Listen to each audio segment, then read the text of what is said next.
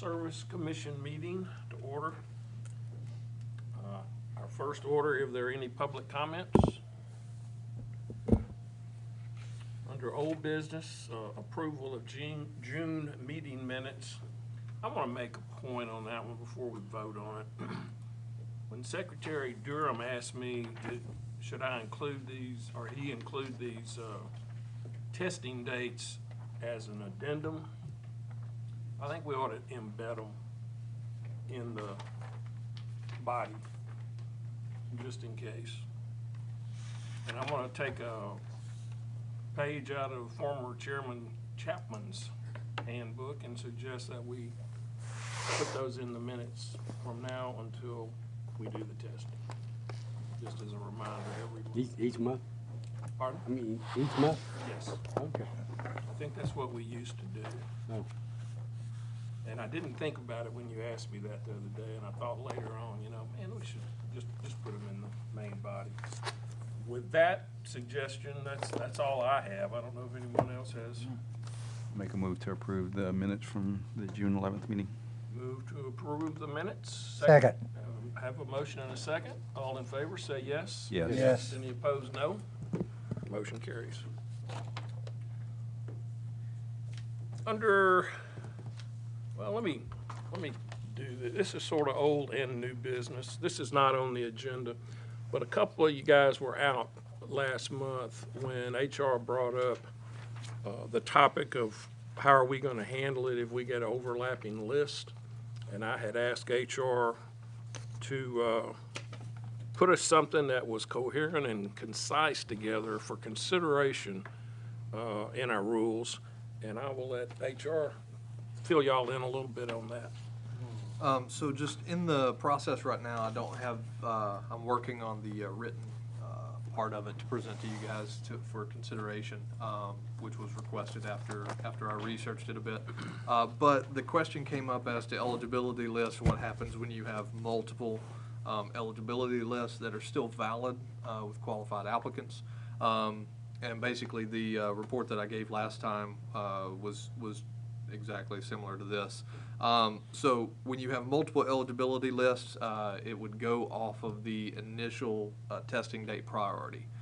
So the way that you would consider if you have two lists, the one that was tested first will take priority and will be exhausted or be considered exhausted by the commission before you take any applicants qualified off of the latter testing date list. So basically you just work in like a first in, first out type scenario on all candidates that pass the test in the order that they pass them. So in consideration from that, the question was brought up by the chiefs as well after that. So when they request their three candidates or three qualified candidates for positions that they may have open, if there are less than three remaining on a previous list, then we would basically exhaust all those who were still qualified, and if there were less than three, we would then move to the new list and give the remainder of that three to them. So it's basically just a continuation of the two lists if there were two active at any time. So that answered that question when it came up as well. But basically, the gist of the whole thing is that when you have multiple active lists, you work, just like I said, the first in, first out, and highest scored on down until you have no more qualified, and then move to the second list, so on and so forth. Does that help clarify for those who may have missed that conversation earlier? Makes perfect sense to me. So the only time we should ever encounter that is, I believe the police department's requesting additional entry-level testing now, so at this meeting. So if this list will be done whenever it gets done, but it'll be done probably before October, and then we'll go through the normal entry-level testing whenever that is, which means that we may have two active lists for a certain period of time. So the only time it'll kick in is if we've done a mid-year testing. Further clarification on that, this should be just for our eligibility for entry level. All of our promotional testing goes through just the single annual process in that regard. But I guess it could still come up if there were promotion opportunities that exhausted those as well. But those are fewer than the entry level, under my assumption. But HR will be bringing us something, and, you know, I'd rather try to get it right than try to get it fast. But when they do, we'll present it to the chiefs, and we'll take a look at it, and we'll see what we think. Any questions? All right, under new business, Police Department is requesting entry-level testing. Of all things. We have one person left on the existing list, and we have 2 vacancies, and we need this if we think.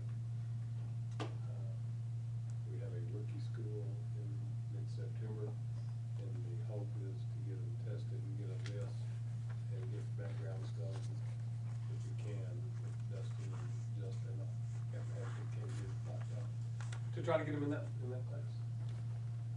How quickly can we get it done? Did you lose 2 people? No, sir, it's the 2 new sergeants. Oh, it's the 2 new sergeants.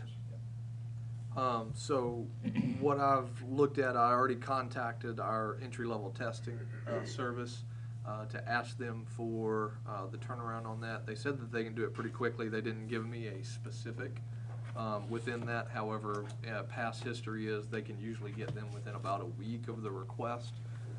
So getting those in and also following our 10-day notification requirement under civil service for any entry-level testing to be posted externally.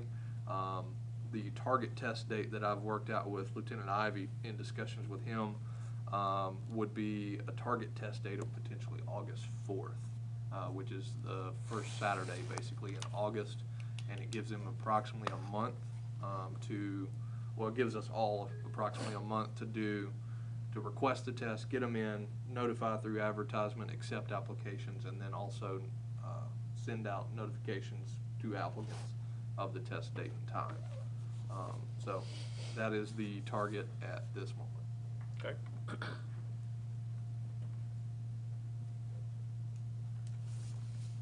So all we need to do is approve the testing. I make a motion, we approve the early testing for entry Second. level. Have a motion and a second to approve testing for entry level in the police department. All in favor, say yes. Yes. Yes. Any opposed, no. You're clear. Thank you. Are there any additional comments? If not, I will entertain a motion to adjourn. So moved. Second.